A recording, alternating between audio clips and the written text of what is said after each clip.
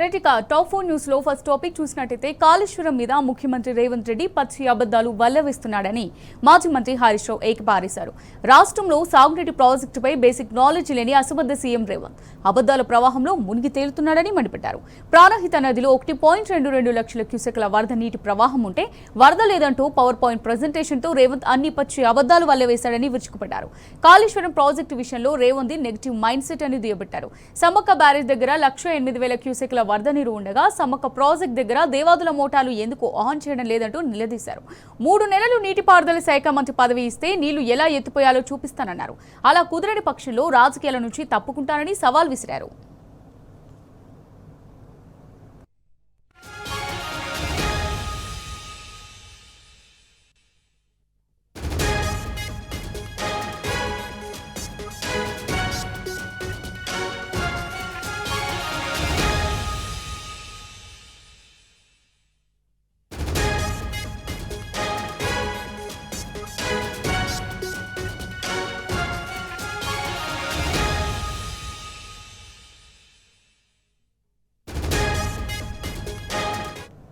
ఇక కాళేశ్వరం మీద ముఖ్యమంత్రి రేవంత్ రెడ్డి పచ్చి అబద్దాలు వల్లవేస్తున్నాడని మాజీ మంత్రి హరీష్ రావు ఏకపారేశారు.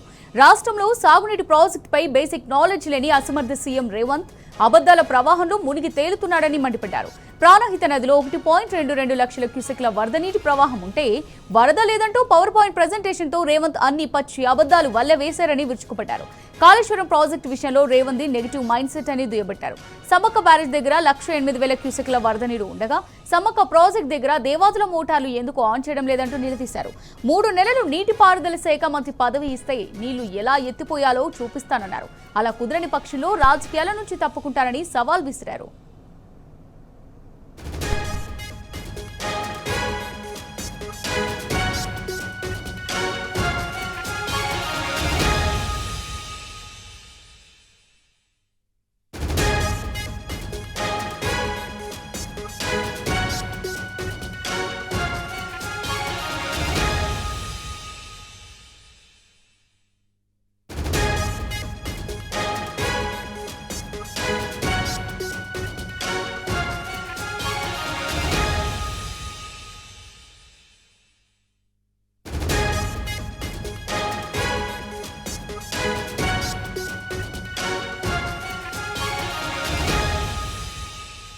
ఇక టాప్ 2 న్యూస్ చూసినట్టయితే తుంగభద్ర జిల్లాలో ఏపీ కర్ణాటక చేస్తున్న జలదోపిడిపై బీఆర్ఎస్ సమరశంఖం పూరించింది. నేపథ్యంలో మహబూబ్ నగర్ జిల్లా బీఆర్ఎస్ నేతలు కర్ణాటకలోని రాజులిబండ డైవర్షన్ స్కీమ్ ను పరిశీలించారు. మాజీ మంత్రులు లక్ష్మారెడ్డి, శ్రీనివాస్ గౌడ్, మాజీ ఎమ్మెల్యేలు ఆల వెంకటేశ్వర రెడ్డి, చిట్టం రామ్మోహన్ రెడ్డి, బీరం హర్షవర్ధన్ రెడ్డి, ఎమ్మెల్యే విజయుడు, ఎమ్మెల్సీలు చల్లా వెంకట్రామరెడ్డి, నవీన్ కుమార్లు పార్టీ నాయకులతో కలిసి పెద్ద ఎత్తున ఇక్కడకు తరలివచ్చారు.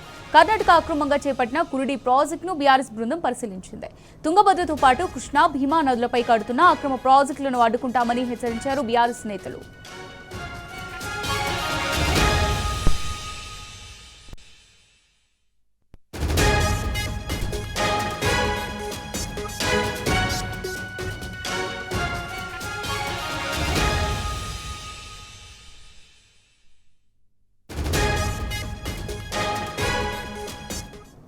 రైట్ గా దీనికి సంబంధించి మరిన్ని డీటెయిల్స్ మా రిపోర్టర్ నరేష్ అందిస్తారు. నరేష్, మరి తుంగభద్ర జిల్లాలో ఏపీ కర్ణాటక చేస్తున్న జలదోపిడిని వ్యతిరేకిస్తూ మహబూబ్ నగర్ జిల్లా బీఆర్ఎస్ నేతలైతే కర్ణాటకలోని రాజులిబండ డైవర్షన్ స్కీమ్ ను పరిశీలించారు. మరి దీనికి సంబంధించి పూర్తి డీటెయిల్స్ ఏ విధంగా ఉన్నాయి నరేష్? అమూల్య, తెలంగాణ రాష్ట్రానికి సంబంధించినటువంటి తుంగభద్ర జలాల హక్కులను కాపాడడమే లక్ష్యంగా బీఆర్ఎస్ పార్టీ ఇవాళ రాజోలిబండ డైవర్షన్ స్కీమ్ ను విజిట్ చేసింది. కర్ణాటక రాష్ట్రంలోని ఈ ఆనకట్ట వద్ద తెలంగాణ రాష్ట్రంలోని అలంపూర్ నియోజకవర్గానికి సాగునీళ్లు వస్తాయి. అక్కడ లెఫ్ట్ కెనాల్ ఉంటుంది. ఆ కెనాల్ కు సంబంధించి ఈ తుంగభద్ర జలాలు రాకుండా ఎగువన కర్ణాటక రాష్ట్రం కురిడి డ్రింకింగ్ వాటర్ పర్పస్ పేరుతోటి ఒక లిఫ్ట్ ఇరిగేషన్ ను నిర్మిస్తుంది. ఈ ప్రాజెక్ట్ ను ఆపాలి, ఈ ప్రాజెక్ట్ ను నిర్మించొద్దు. ఈ ప్రాజెక్ట్ నిర్మిస్తే అలంపూర్ నియోజకవర్గంలోని 87,500 ఎకరాలు ఆయకట్టు అంతా కూడా ఎడారిగా మారుతుంది. దీంతో పాటు దిగువన ఉన్నటువంటి శ్రీశైలం ప్రాజెక్టు కూడా తుంగభద్ర నదీ జలాలు వెళ్లేటటువంటి పరిస్థితి ఉండదు. ఓవైపు కర్ణాటక, మరోవైపు ఏపీ, 2 రాష్ట్రాలు కూడా ఈ తుంగభద్ర నదీ జలాలను అక్రమంగా దోచుకునేందుకు సిద్ధమయ్యారు. అక్కడ ఇటు కర్ణాటక లెఫ్ట్ సైడ్ కెనాల్ వద్ద లిఫ్ట్ ఇరిగేషన్ నిర్మిస్తుంటే, మరోవైపు ఏపీ కూడా గతంలోనే రైట్ కెనాల్ నుంచి నీటిని తరలించకపోయే యత్నం చేసింది. అప్పట్లో బీఆర్ఎస్ ప్రభుత్వం ఆ ప్రాజెక్టు నిర్మాణాన్ని అడ్డుకుంది. కేఆర్ఎంకి ఫిర్యాదు చేయడంతో వెంటనే ఆ ప్రాజెక్టు పనులను ఏపీ నిలిపివేసింది. కానీ కాంగ్రెస్ సర్కార్, కర్ణాటకలో ఉన్నటువంటి కాంగ్రెస్ సర్కార్ గత ఏడాది 2025లో ఈ Kurudi drinking water lift irrigation scheme ని ప్రారంభించింది. దాదాపుగా పనులు పూర్తి కావచ్చాయి. కానీ తెలంగాణ రాష్ట్రం ఈ ప్రాజెక్టుకు సంబంధించి ఎటువంటి అభ్యంతరం చెప్పలేదు. ప్రాజెక్టు నిర్మించొద్దని చెప్పి కేఆర్ఎంబి, కేంద్ర సంస్థలైనటువంటి కేఆర్ఎంబి వంటి వాటికి కూడా ఫిర్యాదు చేయలేదు, చూస్తూ ఉండిపోయింది. ఇదే అంశాన్ని బీఆర్ఎస్ పార్టీ తెర మీదకు తీసుకొచ్చింది. గత 20 రోజుల క్రితం కేఆర్ఎంబి అధికారులు అక్కడికి విజిట్ చేసినటువంటి సందర్భంలో కర్ణాటక రాష్ట్రం చేపట్టినటువంటి అక్రమ ప్రాజెక్టు వెలుగులోకి వచ్చింది. దీంతో ఆ ప్రాజెక్టును అడ్డుకోవాలని చెప్పి మొదటి నుంచి కూడా బీఆర్ఎస్ వాదిస్తుంది. తుంగభద్ర నదీ జలాలు ఉన్నటువంటి మన వాటా వాడుకోకపోగా భవిష్యత్తులో చుక్క నీరు కూడా వచ్చేటటువంటి అవకాశం ఉండదని బీఆర్ఎస్ నేతలు ప్రభుత్వాన్ని హెచ్చరిస్తున్నారు. అయినప్పటికీ కూడా ప్రభుత్వంలో చలనం లేదు. ప్రాజెక్టును నిర్మించకుండా అడ్డుకోవడానికి తీసుకోవాల్సినటువంటి చర్యల విషయంలో ప్రభుత్వం ముందుకు వెళ్ళడం లేదు. దీంతో ఇవాళ ఉమ్మడి మహబూబ్ నగర్ జిల్లాకు సంబంధించిన మాజీ మంత్రులు శ్రీనివాస్ గౌడ్, లక్ష్మారెడ్డితో పాటు మాజీ ఎమ్మెల్యేలు, ఎమ్మెల్సీ నవీన్ కుమార్ రెడ్డి, జిల్లా వెంకటరామరెడ్డితో పాటు ఉమ్మడి జిల్లా బీఆర్ఎస్ నాయకులంతా కూడా పెద్ద ఎత్తున ఆర్డీఎస్ వద్దకు చేరుకున్నారు. తెలంగాణ రాష్ట్రానికి జరుగుతున్నటువంటి అన్యాయానికి సంబంధించి గలమెత్తారు.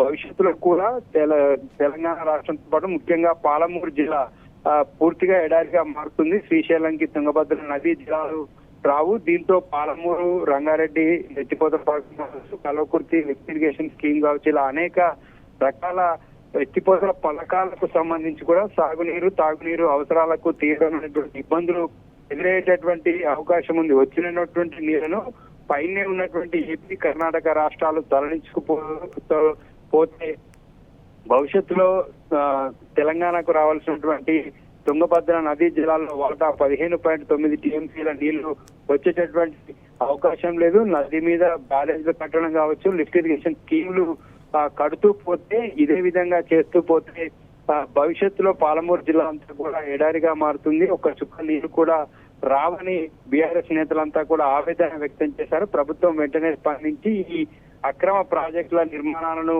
అడ్డుకోవాలని బీఆర్ఎస్ పార్టీ నేతలంతా కూడా డిమాండ్ చేశారు. ఈ కర్ణాటక, ఏపీ రాష్ట్రాలు ఈ విధమైనటువంటి జల దోపిడీని ఆపకపోతే భవిష్యత్తులో పోరాటాన్ని మరింత ఉధృతం చేస్తామని మాజీ మంత్రి శ్రీనివాస్, మాజీ మంత్రి లక్ష్మారెడ్డి చెప్పారు. Amulya. Right, thank you Naresh. చేయవద్దనడం సరికాదని ప్రైవేట్ కాలేజీలు దాఖలు చేసిన పిటిషన్లపై హైకోర్టు ఈ నిర్ణయం తీసుకుంది. ప్రభుత్వం తీసుకొచ్చిన కొత్త విధానంలో భాగంగా విద్యార్థుల ఖాతాల్లో నేరుగా డబ్బులు జమ చేసే పద్ధతిపై, ప్రైవేట్ విద్యాసంస్థలు అర్హులైన విద్యార్థుల వద్ద ఫీజులు వసూలు చేయకుండా నిరోధించే అంశాలపై కోర్టు తాత్కాలిక స్టే విధించింది. వేల కోట్ల రూపాయల బకాయిలు పేరుకుపోయిన పరిస్థితుల్లో ప్రైవేట్ ఇంజనీరింగ్, ఫార్మసీ కాలేజీలు ఎలా నడుస్తాయని ప్రభుత్వం డబ్బులు ఇవ్వదు, మీరు ఫీజులు వసూలు చేయొద్దంటే ఎలా అని ప్రభుత్వాన్ని హైకోర్టు ప్రశ్నించింది. ప్రభుత్వం తరపున కౌంటర్ దాఖలు చేయడానికి అడ్వకేట్ జనరల్ వివరాలు సమర్పించడానికి సమయం కోరడంతో తదుపరి వాదనలపై తీర్పు ఎలా ఉంటుందోనన్న ఉత్కంఠ నెలకొంది.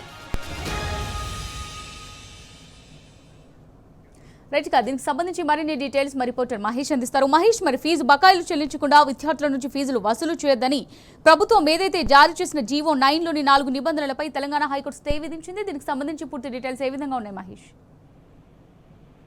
అమూల్య, ఫీజు రియంబర్స్మెంట్ బకాయిలపై కాంగ్రెస్ ప్రభుత్వం నిర్లక్ష్యం వల్ల లక్షలాది మంది విద్యార్థుల జీవితాలు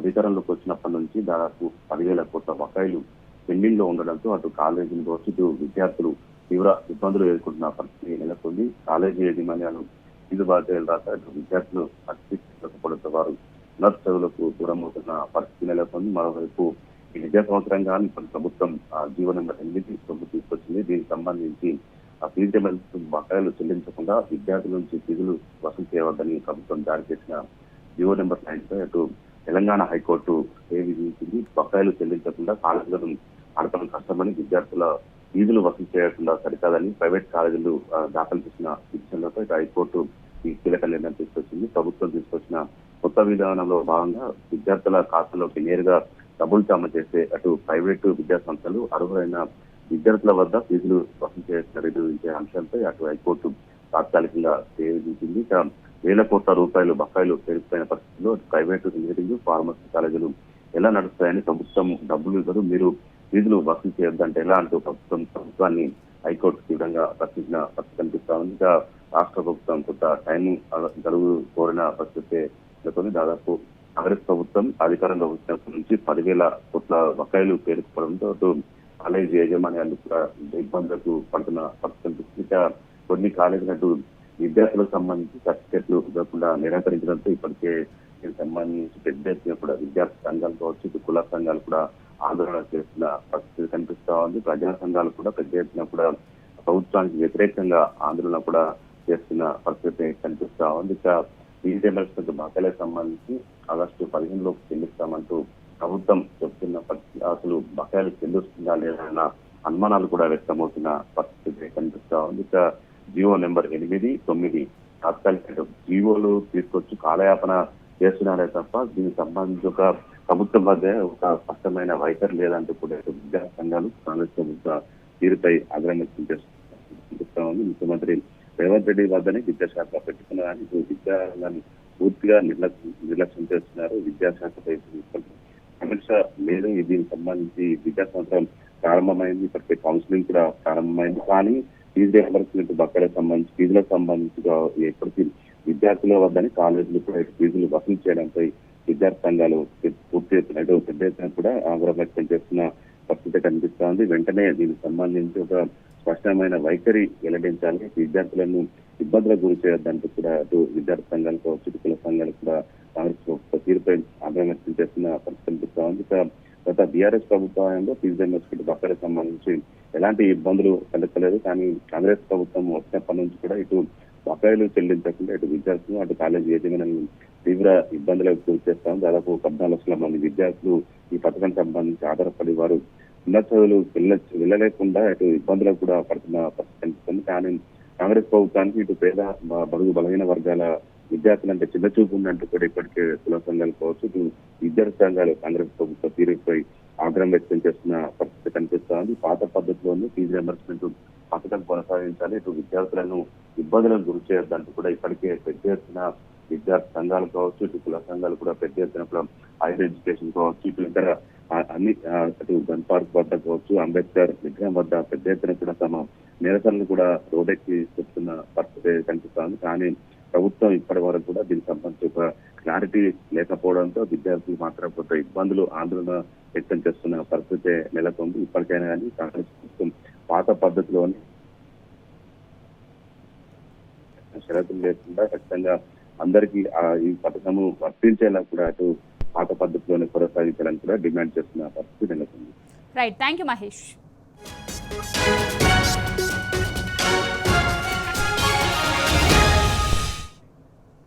ఇక టాప్ 4 న్యూస్ లో 4th టాపిక్ చూసినట్టయితే సూర్యాపేట జిల్లా అరవపల్లి మండల కేంద్రంలో తీవ్ర ఉద్రిక్త వాతావరణం నెలకొంది. తుంగతుర్తి నియోజకవర్గం కాంగ్రెస్ పార్టీలో వర్గ విభేదాలు తారస్థాయికి చేరాయి. ఎమ్మెల్యే మందుల శామ్యుల్ వర్గం, ఎంపీ చామల కిరణ్ కుమార్ రెడ్డి వర్గాలుగా విడిపోయి పరస్పర దాడులు చేసుకున్నారు. ఇటీవల ప్రకటించిన నియోజకవర్గ కాంగ్రెస్ మండల పార్టీ అధ్యక్షుల నియామకాల విషయంలో తీవ్ర భేదాభిప్రాయాలు తలెత్తాయి. కావాలని పాత కాంగ్రెస్ కార్యకర్తలను అరగదొక్కుతున్నారని, పదవులన్నీ కూడా కొత్త వారికి కట్టబెడుతున్నారని ఎమ్మెల్యే శామ్యుల్ పై పాత కాంగ్రెస్ నాయకులు, ఎంపీ చామల వర్గీయులు తిరుగుబాటుకు దిగారు. ఎమ్మెల్యే తీరును ఖండిస్తూ హైదరాబాద్ గాంధీ భవన్ ముందు ధర్నాకు బయలుదేరిన ఎంపీ చామల వర్గ నాయకులను శామ్యుల్ వర్గీయులు అడ్డుకున్నారు. రాళ్లు, కర్రలతో కొట్టి కార్ల అద్దాలను ధ్వంసం చేశారు. ఇరు వర్గాలు పరస్పర దాడులు, పోటాపోటీ నినాదాలు చేసుకున్నాయి. పోలీసులు లాఠీచార్జ్ చేసి ఇరు వర్గాల కార్యకర్తలను చెదరగొట్టారు. ఈ ఘటనలో పలువురు కార్యకర్తలకు, పోలీసులకు గాయాలయ్యాయి.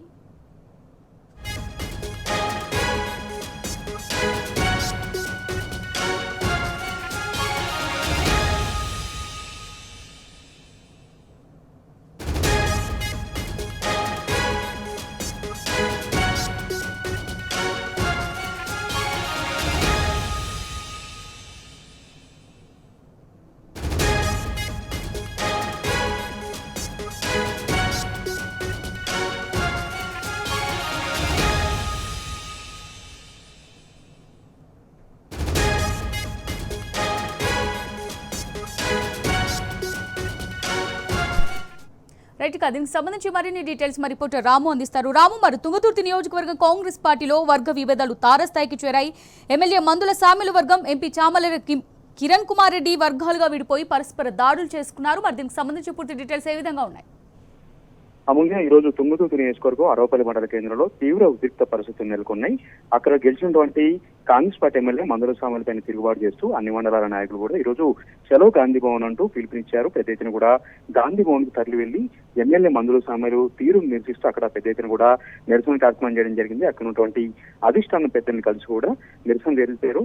ఎమ్మెల్యే తీరును ఎండగట్టడం జరిగింది. ఈ నేపథ్యంలోనే హైదరాబాద్ వెళ్తున్న క్రమంలో ఈ రోజు ఉదయం అరవపల్లి మండల కేంద్రంలో పెద్ద ఎత్తున కూడా ఇరు వర్గాల మధ్య దాడులు జరిగాయి. పరస్పరం రాళ్లతో దాడులు చేసుకున్నారు, కట్టెలతో దాడులు చేసుకున్నారు. 10 మంది కార్యకర్తలకు తీవ్రంగా కూడా గాయాలు కావడం జరిగింది. అక్కడ గెలిచినటువంటి మందుల సామెకు వ్యతిరేకంగా ఎంపీ చామల కిరణ్ కుమార్ రెడ్డి ఒక వర్గాన్ని తయారు చేశారు. 2 వర్గాలు కూడా ప్రతి ఒక్క విషయంలో కూడా తగులాడుతూ సంక్షేమ పథకాల విషయంలో దీంతో పాటు 2 రోజుల క్రితం జరిగినటువంటి మండల కమిటీలను రద్దు చేయాలంటూ ఎంపీ చామల కిరణ్ కుమార్ రెడ్డి వర్గీయులు పెద్ద ఎత్తున కూడా నిరసన కార్యక్రమాలు చేస్తూ ఎమ్మెల్యే తీరును ఎండగడుతూ ఈ రోజు హైదరాబాద్ కు వెళ్లడం జరిగింది. హైదరాబాద్ కు వెళ్తున్నటువంటి చామల కిరణ్ కుమార్ రెడ్డి వర్గీయుల్ని అరవపల్లి దగ్గర అడ్డుకొని దాడులు చేయడంతో ఇరు వర్గాల మధ్య ఘర్షణ తలెత్తింది. అడ్డుకోపోయినటువంటి పోలీసుల పైన కూడా దాడులు చేశారు. పెద్ద ఎత్తున కూడా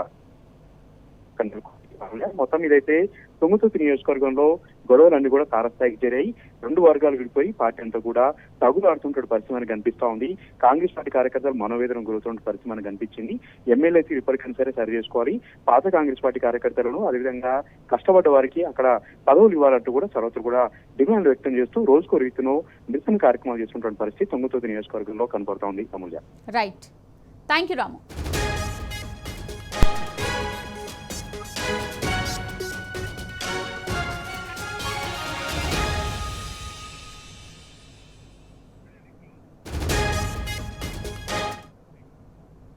రైట్ గా ఇది టాప్ న్యూస్. నమస్తే.